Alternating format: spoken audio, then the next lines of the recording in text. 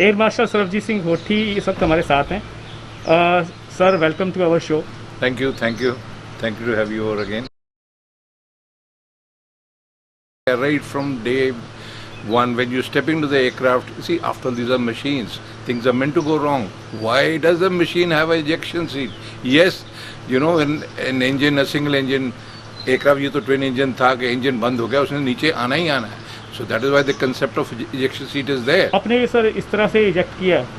Yes, I've also gone through ejection once. मेरे पास भी, जैसे मैं कईयों को कहता हूँ, मेरे पास भी एक लैंडिंग एक टेक ऑफ से कम है. मैं भी एक बार इजेक्ट कर चुका हूँ. MiG-21 से मैंने किया था.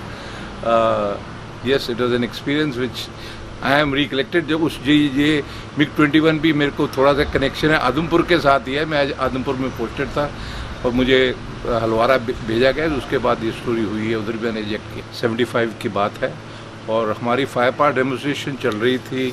दिल्ली में होना था कि उस फायर पार्ट डेमोन्स्ट्रेशन को प्रधानमंत्री वक्त आके उनके लिए ये गवर्नमेंट के is a big show off the strength of the air power was being done after a very very long time in Delhi. तो दिल्ली हमारे स्क्वाड्रन की एक डिटैचमेंट हलवारे भेजी गई थी. वो हम 3-4 पायलट्स थे और हमारा एयरक्राफ्ट उधर से सारे ग्रुप बना के हम हलवारा जो आदमपुर के थोड़ा ही आगे है, we should take off, go to all the way to Delhi, beyond Delhi, Yamuna से होके तिलपत फायरिंग रेंज. वो उस दिन डमी सॉर्टी में थी. जैसे कि मैंने पुल आउट किया, मेरा इंजन सीज हुआ. जैसे सीज हुआ कि no this is where the act emergency comes. You know there is when the engine ceases there is no time to relight होता कि स्टार्ट करने के लिए I am pulling up my there was a fire at the back also which I was told by the range officer over there, and I pulled out. I knew I didn't have anything. As I was pulling out, जैसे मैं निकला, I took an immediate decision to eject. Ejection. एक decision लिया, एक lever खींचने होते हैं, and your work is over. Eject तो live ही कभी करना पड़ता है. So live करने का से when you are ejecting, your body is, you know, goes under to very heavy G loads, where your full back gets compressed. Oh yeah, and then and you are being catapulted outside the aircraft. Rocket होता है, जहाज आगे जा रहा है, तुम नहीं तो उसके साथ चले जाओगे. जो एजेक्शन सीट के अंदर जो रॉकेट लगा होता है वो अगेंस्ट दी फॉरवर्ड मोशन आपको सीधा बाहर ले जाता है, सेफ ले जाता है. ऊपर जाता है, जैसे ऊपर आ जाता है फिर तुम्हारा you are strapped to the seat. So they are various cartridges उससे भरे होते हैं. ओके, उसके साथ वो पटाखे लगते हैं. जैसे कि मैं अपनी वो इंजेक्शन किसी करता हूँ, जैसे मैंने पुल किया तो पहली चीज़ होती है लाइक आंखें बंद कर लेता आदमी. ओके, मैंने आंखें बंद कर ली और उसके बाद कि मैंने देखा अपने आप को, मैं हवा में लेटा हुआ हूँ. ठक ठक ठक ठक ठक ठक 3-4 जैसे कि मशीन गन की फायर होती हैं, वो फायर होती गन्स. वो गन्स का अलग अलग काम होता है. तुम्हारी कोई तुम्हारी को सीट को टाइट कर रहा है, तुम्हारी कैनपी को निकाल रहा है, तुम्हारे को सेपरेट कर रहा है. अच्छा. तो ये सारा कुछ बड़ा कुछ ऑटोमेटिक चीज़ें होती हैं. तो ये जो पहले जो बाहर आ रहा होता है ना, it is your body goes through under very severe stress at that stage. उसकी कोई ट्रेनिंग नहीं होती. जो ट्रेनिंग यही होती कि तुम फिजिकली फिट हो, तुम पायलट हो, you are physically fit by your head. और लैंडिंग के बारे में जो मेरे साथ हुआ है, क्योंकि मैं अभी नीचे आ रहा हूँ किसी this like I tell you, Badarpur thermal plant के बहुत नज़दीक हुआ था. जैसे आप मेरे को भी पूछ रहे, मेरा जहाज तिरुपति से निकला, ये सीधा जा रहा हूँ दिल्ली है, इधर जा रहा हूँ थर्मल पावर स्टेशन है, रिवर इधर है. भाई अभी मैं कोई हीरोइज्म की बात नहीं कर रहा कि मैंने सब कॉन्शियसली अपना जहाज राइट को मोड़ लिया थोड़ा और मैंने इजेक्ट किया. ओके, कोई हीरोइज्म की बात नहीं मैं समझा रहा, बट दीज थिंग्स सब कॉन्शियसली आए. अच्छा, जैसे मैंने बताया, मैंने पहले सब इजेक्शन हो गया. मैं एक झटका लगा कि पैराशूट खुल गया. तो वो वही बड़ा झटका होता है करके एकदम सारे कुछ स्ट्रैप टाइट हो जाते हैं. तो फिर देखा भी, हाँ, हवा में देख रहा हूँ आसपास, हाथ मेरे हिल रहे हैं कि नहीं है. कभी जमीन दूर है, कभी मैंने कौन सा कभी किया. फिर मैं देखना चाहता हूँ, टाइम मैंने देखना चाहता था करके मैं तो हलवारे से आया हूँ, मेरी वाइफ उधर बैठी हुई है, उसको कुछ बेचारी को मालूम नहीं है, तो मैं कब जाऊँगा. मैंने घड़ी की तरफ देखा, वो घड़ी देखा तो घड़ी उड़ गई थी.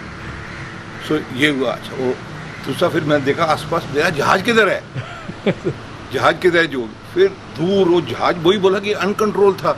अभी किस एटीट्यूड में गिरा हो, अगर ऐसे गिरा हो तो ज़्यादा एकदम ही नीचे आ सकता था. वो मेरे को काफ़ी लेवल एटीट्यूड से गिरा उससे वो जो जहाज़ है कि मैं उसको देख रहा हूँ बहुत दूर जाके दिख नहीं रहा, वो 3-4 किलोमीटर में एक धुएं का बहुत धुआं आ रहा है। फिर मैं समझ गया कि वो जहाज़ उधर दूर है, मैं इधर आ रहा हूँ। अच्छा ठीक है, नेक्स्ट मैं देखा नीचे, ओह नीचे यमुना है, उससे घबरा गया। मैं कहे तो पानी में आ रहे हैं करके मेरे को अपनी एक पुरानी स्टोरी याद आई है कि जब पानी में जब गिरता है करके पैराशूट लगा हुआ, इतना तुम्हारे वजन है, आदमी डूब सकता है। सो हमारे को ये भी सिखाया होता है, as you are touching the water तुम्हारे पास एक क्विक रिलीज बटन होता है, उसको दबा दो, तुम्हारे साथ वो पैराशूट आपका सेपरेट हो जाता है, सेपरेट हो जाएगा। सो तुम जब लैंड करो तुम you can swim out of the water. So मैंने बोला, उसको मैंने अनलॉक किया, मैं ऐसे दबा के रखा। एकदम मेरे को एक और ख्याल आया, मैंने दोबारा उसको लगा दिया। ये क्या ख्याल आया मेरे को, हमारे एक इजेक्शन हुई थी हाशीमारा में, ये दार्जिलिंग के पास जगह है। एक पायलट ने, वो ऐसे ही आ रहा था, उसको भी नीचे पानी था, और पानी क्या था, वो एक्चुअली पैडी फील्ड्स थी, और उससे भी सोचा कि बहुत पानी है, डूब जाएगा। उसे जैसे जब अपना रिलीज, बेचारा सेफ इजेक्शन हो गई, फिर उसने अपने आप को रिलीज अबाउट 30-40 फुट पर छोड़ दिया। वो बेचारा उधर से गिर के आके वो मर गया।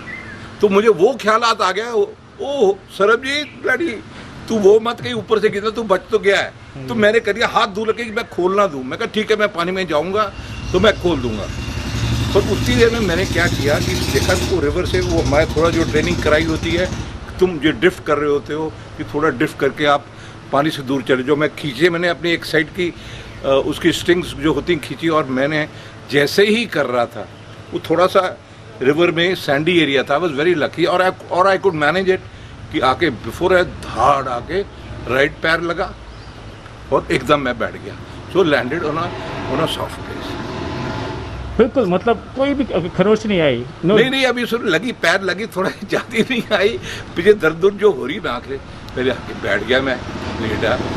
आज को तो सिखाया गया लेटे रहो, तुम्हारी बैक में जब हो, हमारे टाइम में कुछ नहीं था। आगे मैं देख रहा हूँ, मैं गिर गया हूँ, कोई नहीं आ रहा है करके, यू नो, सुनसान। और यमुना में उन दिनों में इस एरिया में is not populated at all, and nobody. अच्छा दूर से मैं देख रहा हूँ, माय गॉड, एक कुत्तों की झुंड मेरी तरफ आ रहा है। उस शिकारी कोई शिकार कर रहे थे उस यमुना के ऊपर, वो एक उसके साथ, वो अपने मोटरसाइकिल के साथ। मैंने बोला ऊपर से बचे, अभी कुत्ते ना खा जाएं।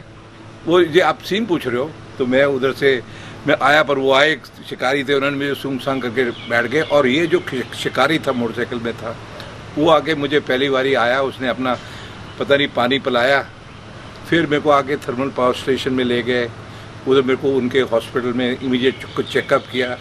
और इतनी देर में हिंडन से एक हेलीकॉप्टर आया, आ गया। बाकी स्टोरी और है कि ये स्टोरी नहीं खत्म होती इस उम्र में आके। जी सर।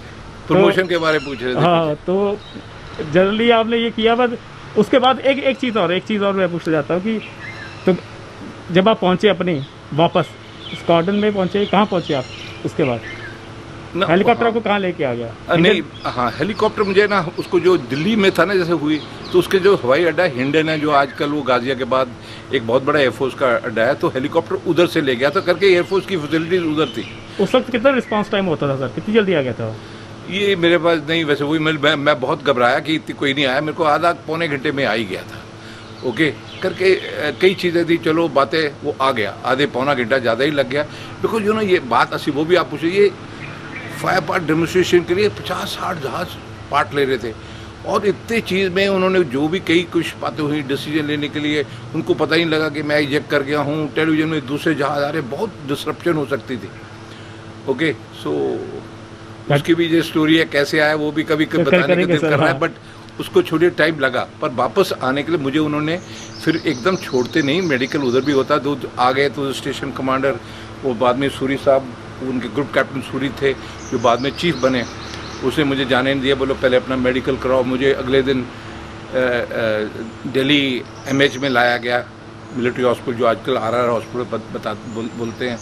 मेरे उधर एक्सरे हुए, बल्कि वो एक्सरे, मैं तो घर जाना चाहता था, तो वो मुश्किल, मैं एक दिन वो भूलता नहीं, एक्सरे वो डॉक्टर पूछा कि क्या वो जी ना, अभी अगले दिन, आज मैं हो गया, अगले दिन मेरे को ले गई एक्सरे वगैरह कराने के लिए।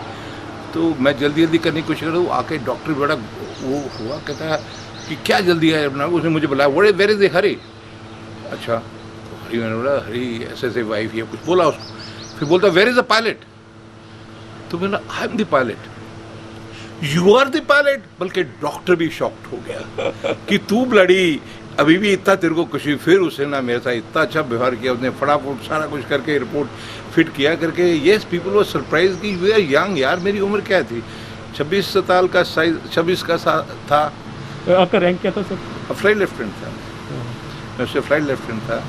और उसने मुझे फिर अगले दिन आके क्लियर किया, एक दिन मुझे फिर और वो लोकल हिंडन हॉस्पिटल में रखा, फिर तीसरे दिन मुझे फिर हेलीकॉप्टर में मुझे इधर हलवारे छोड़ने आए थे, एंड शी वाज वेटिंग।